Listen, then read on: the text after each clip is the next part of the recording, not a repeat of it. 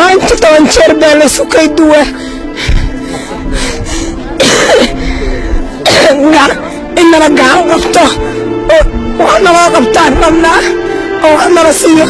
ومركو وارس فستوان دوانا رسيه وأنا الطبيبان رمنا دواعدي وأنا رسيه هدانا ما غير حقولنا حقول مين وحقول لما أنا قاعد قبطه بس إحنا ردعنا وأنا ورا الميت كحيل واركو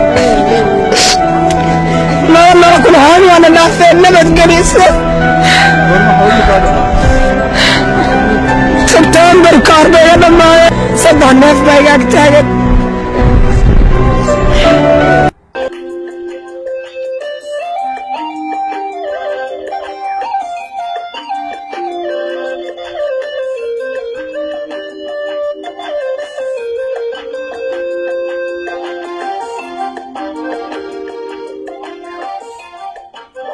Soomaaliya qayladhaan ayaan saaka idiin wadnaa dad iyo dunyo ku leeday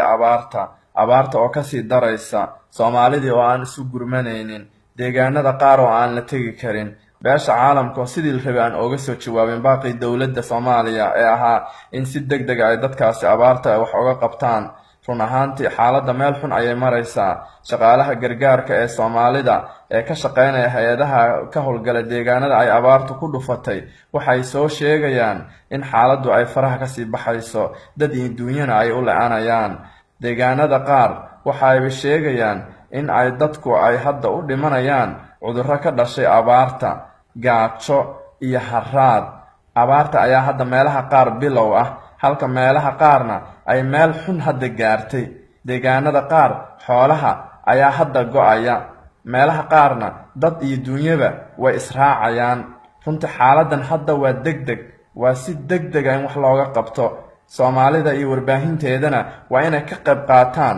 masiibadan qaran waxaa muhiim ah in qof kasta uu ka qayb qaato waxa uu ku tabaruci karo fadlan ugu hagaajiya hay'ad kasta iyo kaalmeeyo kasta samafala kasta iyo cid kasta oo aad u maleynaysaan inay gaarsiin karto gargaarka dadkaasi waxaan oo kale ma naarag dawo ma naarag dabiib ma naarag biyo ma naarag biyeelka iyaarka waxa weyn nooga dhuftee dhiig baliya marka dhiig badaya ka dhigaya marka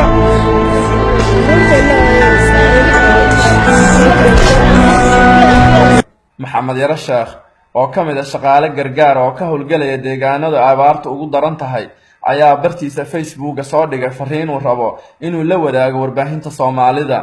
waxa uu Maxamed Yara ka shaqeeyaa deegaanada Sool iyo gobolka Mudug waxaana bartiisa Facebook ku soo qoray fariintan muddo 2 toddobaad ah ayaan shaqo ka wadaa deegaanada miyiga ee kala ah Mudug iyo Sool run ahaantii xaaladda meesha ka jirtay waa arrin qaracan leh oo aad la qalbi jabayso waxaad qalbinaysaa alla maxaa meesha i keenay war maxaa idin daaray Soomaaliyay maxaa damiirkiin idinka qaaday war miidan bin aadam ahayn maxaa naxariista idinka qaaday war xaaladda sidaad moodeen ma aha xoolaha 70% way go'een haddii alla naxariistiisa aan la helinna waxa halis ay dadku ugu jiraan inay dabar go'aan Soomaalida qurbaha joogta war xaalka wax laga sheekeyn kara ma aha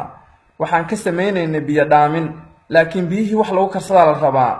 ma waxaad rabtaan in dadka markay dhamaadaan wadanka gaala ay la wareegto war fadhiga ka kaca saad moodeen ma aha saad moodeen way ka duwan tahay arrinta geel oo ah dunyada la dhaqdo kan ugu adkaysiga badan ayaa hadda bilaabay dhimasho meel neef geel ah uu ka dhimanayo waa xaalad faraha ka baxday dadka xanuun ay keentay dhibaatada abaarta ayay la jiifaan war $1 haddaan bixin anagoo 3 milyan oo qof ah oo gudaha iyo dibadba joogna lacagtaas 60% shacabka Soomaaliyeed ayay wax weyn ka tari kartaa dhibaatada abaarta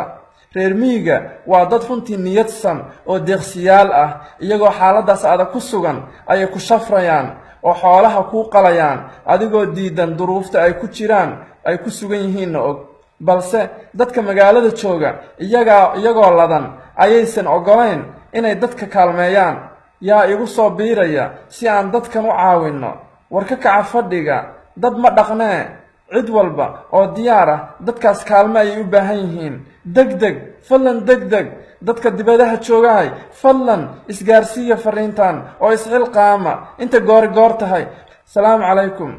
kaasi waxa uu ahaa maxamed yare sheekh oo ka mid a shaqaale gargaar ee ka howlgala deegaanada ay abaaruhu ku dhufteen ee dalka Soomaaliya. Fadlan haddii fariintani ay kusoo gaadho sii faafi si dadka dhibaatadaasi wax ka qaban karaay ay wax uga geystaan. Anoo inacamaya ayaa idiin soo jeedinayay barnaamijkan dhiilada abaarta dalka, waxaana aad kala socoteen raadiyaha Soomaalida. Sidaa iyo nabadgelyo.